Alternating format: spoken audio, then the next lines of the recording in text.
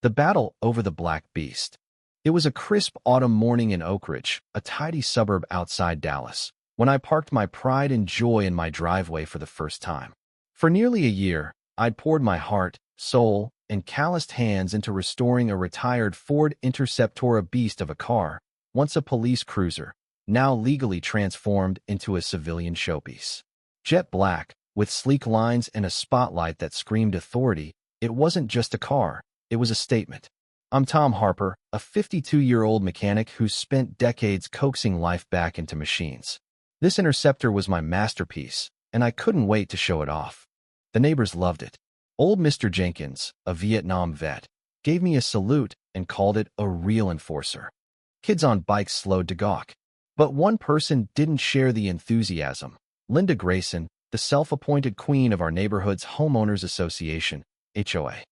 Linda, a 58-year-old widow with a perm as tight as her grip on community standards, stormed over before I'd even locked the car. "This is a police vehicle," she snapped, arms crossed like a schoolmarm. "You can't park that here. It's intimidating." I kept my cool. "It's retired, Linda. Fully legal, no sirens, no lights. Just a car with a paint job." She squinted as if I'd insulted her personally. "It looks like a cop car. You're scaring people." I couldn't help but laugh. Scaring who? The squirrels? The DMV says it's fine, and so does the Constitution. Her face reddened, and I knew this wasn't over. Linda didn't lose arguments, she started wars. Within days, HOA flyers appeared in mailboxes, titled, "Preserving Our Peaceful Streets." They featured a shadowy image of my Interceptor, edited to look like it had flashing lights. Subtlety wasn't Linda's style. She called my car a menace and my auto shop, Harper's Garage, an eyesore unfit for family values. I own my home outright, and my business license is spotless, but Linda didn't care about facts. She wanted control. I installed security cameras, sensing trouble. Good thing, too, because at 2:30 a.m. a few nights later, a deafening crash woke me. Heart pounding, I bolted outside, flashlight in hand. My Interceptor sat untouched, gleaming under the street lamp. But down the block, chaos unfolded. A white SUV had plowed into a black Ford Explorer standard issue for off-duty cops. Its police strobes flashed, illuminating Linda Grayson behind the SUV's wheel, airbags deflated, her face pale with panic. Neighbors spilled onto lawns, phones out, recording. "Call the cops," someone yelled. Too late. Officer Mike Callahan, the Explorer's owner and my barbecue buddy, was already there, vest half on, gun drawn. "Driver, hands up," he barked. Linda screamed. It was supposed to be his car, pointing at my Interceptor. She'd thought she was ramming me to teach a lesson. Mike glanced at me, incredulous.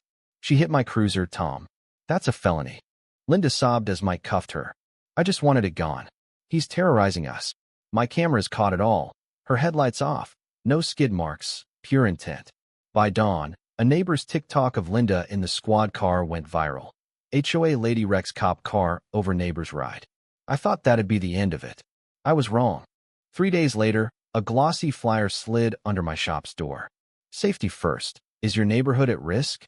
It read, with a distorted photo of my Interceptor. It accused me of impersonating law enforcement and fostering fear. Clients started canceling. A $50,000 restoration job for a classic Chevy vanished with a text about reputational concerns. Then a local news segment aired, "When Cars Mimic Cops," featuring Linda on her porch, clutching pearls. "It's not just a car," she said, voice trembling. "It's a power trip. He wants to scare us." My phone buzzed nonstop. Friends, family, even my accountant, asking if I was in legal trouble. Then a white pickup rolled into my lot. 2 men in crisp shirts, one with mirrored shades, flashed badges. "Department of Transportation," shades said. "Complaint about your business license and vehicle mods." They poked around, snapping photos, eyeing my certifications. I asked who filed the complaint. Shades smirked, but didn't answer. I knew Linda. The final straw came when I found my shop vandalized. Red spray, paint screaming, "Fake cop," across the bay door, eggs splattered like a bad abstract painting. My cameras caught the culprit. Ethan, Linda's 16-year-old nephew, smirking under a hoodie. A handwritten note taped over the graffiti read, "Sell the car. Close the shop. Leave." I was livid, but I didn't react. I documented. Then a kid named Dylan, 17, from down the street, showed up, nervous. My mom will kill me, but this isn't right, he said, handing me his phone. It was a video of Linda on her lawn, phone to ear. I don't care how, but that car needs to go. If he fights, say he threatened me. Make it stick. My blood ran cold. She wasn't just petty, she was dangerous. Enough was enough. I hired Sarah Coleman, a no-nonsense attorney who could make a judge flinch. I handed her a flash drive packed with evidence, camera footage, Dylan's video, flyers, and the fake DOT complaint. I want her stopped, I said. Sarah nodded. We'll bury her. She filed a $90,000 lawsuit for defamation, business interference, vandalism, and conspiracy.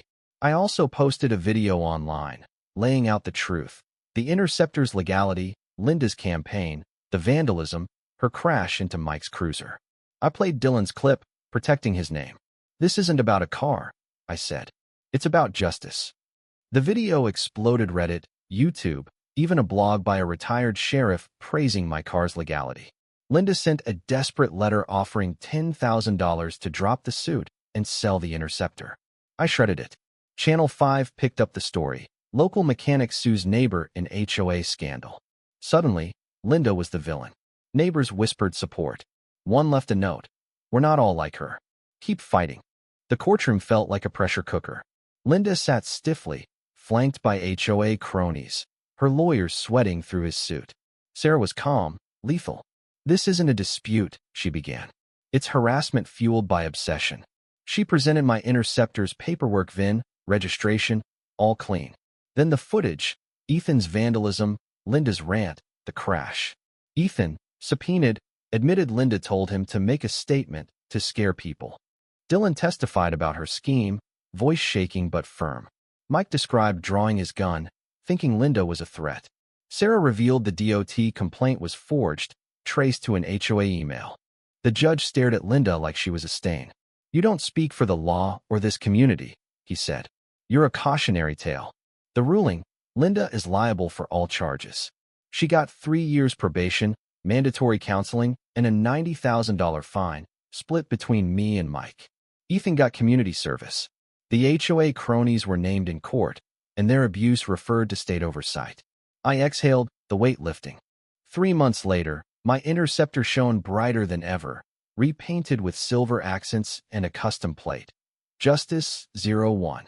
Linda's house sold quietly. She vanished, rumors said, to Arizona. The HOA rewrote its release no more anonymous complaints or power grabs.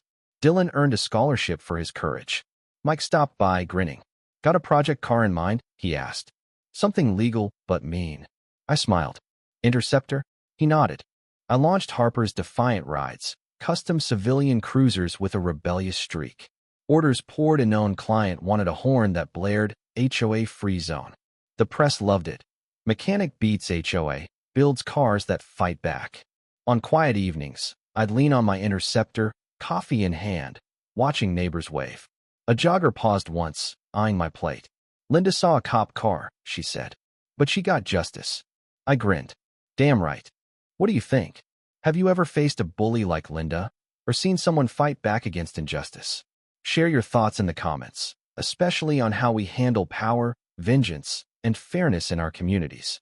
Let's hear your stand.